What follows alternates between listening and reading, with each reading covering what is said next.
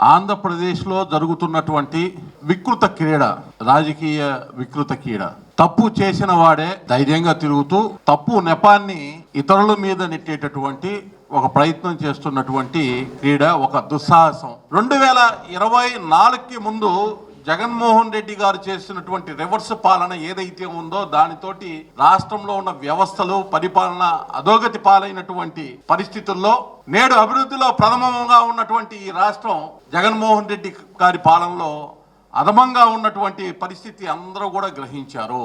తిరుమల తిరుపతి దేవస్థానంలో హిందూ ధర్మం అలాగే సనాతన ఆచార సాంప్రదాయాల్ని నిర్వీర్యం చేసేటటువంటి ప్రయత్నంతో తిరుమల తిరుపతి దేవస్థానాన్ని అక్కడ ఆ యొక్క దేవదేవుడు కలియుగ ఇష్టదేవం శ్రీ వెంకటేశ్వర స్వామి వారిని కూడా అక్కడ వీరు వ్యవహరించినటువంటి తీరు, జగన్మోహన్ రెడ్డి గారి యొక్క పాలనలో వ్యవహరించినటువంటి తీరు చాలా ఆందోళన కలిగించినటువంటి పరిస్థితి. ఒక్కొక్క అంశం వెలుగులోకి వస్తూ ఉన్నటువంటి పరిస్థితి. అయితే జగన్మోహన్ రెడ్డి గారిని గనక ఒక్కసారి మనం గనక చూసినట్లయితే అసలు నెయ్యే లేదు కదా, మరి కల్తీ నెయ్యి ఎక్కడి నుంచి వచ్చింది అని కూడా మాట్లాడేటటువంటి దుస్సాహసం చేసే ప్రయత్నం చేస్తారు.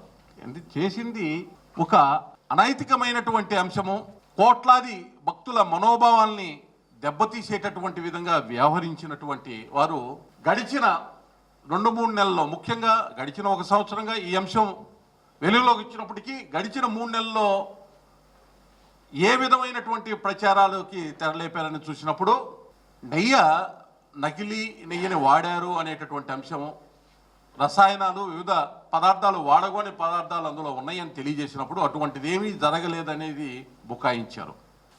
దాన్ని సుప్రీంకోర్టుకి సిట్టు దాఖలు చేసినటువంటి సమాచారాన్ని కూడా పూర్తిగా ఆ అంశాలని పరిశీలనలోకి తీసుకోకుండా వారి ఇష్టం వచ్చినటువంటి విధంగా సామాజిక మాధ్యమాల్లో కూడా ప్రచారం చేశారు. జగన్మోహన్ రెడ్డి గారు కానీ వైకాపా యొక్క విధానం ఏ విధంగా ఉంటుందంటే, ఒక 100 పేజీల సారాంశం ఉన్నటువంటి ఏదైనా ఒక పత్రాన్ని వారికి నచ్చినటువంటి కొన్ని పత్రాలు మాత్రమే చదివి మిగతా అంశాలని ప్రజలెవరూ కూడా గమనించరు అని, పిల్లి తాను పాలు దొంగలిస్తూ తాగుతుంటే ఎవరు చూడలేదు అనేటటువంటి విధంగా వారి వ్యవహార శైలి ఉంటుంది. దాన్నే నిజమని నమ్మించేటటువంటి ప్రయత్నం కూడా చేస్తూ ఉంటారు. లడ్డూలో నెయ్యి కల్తీ పైన ముందు అది జరగలేదన్నారు. వాస్తవాలు ఒక్కొక్కటి బయటికి వచ్చిన తర్వాత జగన్మోహన్ రెడ్డి గారి పాలనలో టీటీడీ చైర్మన్గా ఉన్నటువంటి వైవి సుబ్బారెడ్డి గారు బయటకు వచ్చి ఒప్పుకున్నారు, అడల్ట్రేషన్ జరిగింది. నేను చైర్మన్గా ఉన్నప్పుడే నెయ్యికి సంబంధించినటువంటి అడల్ట్రేషన్కి సంబంధించినటువంటి అంశాల నివేదిక వచ్చింది అనే మాట చెప్పారు. కానీ తక్షణం ఆయన చైర్మన్గా ఉన్నప్పుడు ఎందుకు చర్యలు తీసుకోలేకపోయారు? ఆయన ధైర్యంగా చెప్పాలి. జగన్మోహన్ రెడ్డి గారు ఏమన్నా ఆయన చర్యలు తీసుకుంటాను అని అంటే ఆపారా? ఏ శక్తి ఆయన్ని ఆపింది అనే అంశాన్ని కూడా ఆయన తెలియజేయాల్సినటువంటి అవసరం ఉంది. జగన్మోహన్ రెడ్డి గారి యొక్క పాలనలో తిరుమలని ఆధ్యాత్మిక కేంద్రంగా కాకుండా వారి అనుంగ మిత్రులకు, కుటుంబ సభ్యులకి ఆదాయ వనరులుగా మార్చేశారు. దానికి హైందవ ఆచార సాంప్రదాయాల్ని అణగదొక్కే ప్రయత్నం కూడా తీవ్రంగా చేశారు. ఒక్కసారి గతాన్ని కూడా మనం గుర్తు చేసుకున్నట్లయితే, నాడు 7 కొండలు కాదు 2 కొండలు చాలు అనేటటువంటి వ్యాఖ్యలు ఎవరైతే పాలనలో చేశారో ఆ రోజు నుంచే మొదలైంది ఈ కుట్ర.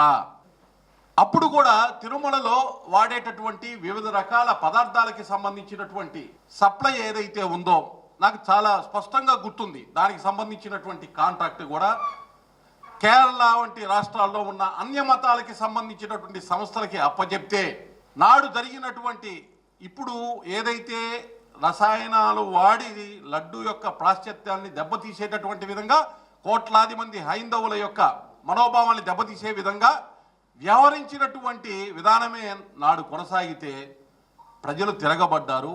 ఆ నిర్ణయాన్ని అప్పుడు ఉన్నటువంటి ముఖ్యమంత్రి వెనక్కి తీసుకున్నారు. ఒక్కసారి చరిత్ర కూడా చెప్తుంది, వెంకటేశ్వర స్వామితోటి ఎవరైనా ఆటలు చెలగాటమాడితే తీవ్రంగా ఉత్పన్నమయ్యేటటువంటి అంశాలు కూడా అనేక ఉదాహరణలు ఉన్నాయి.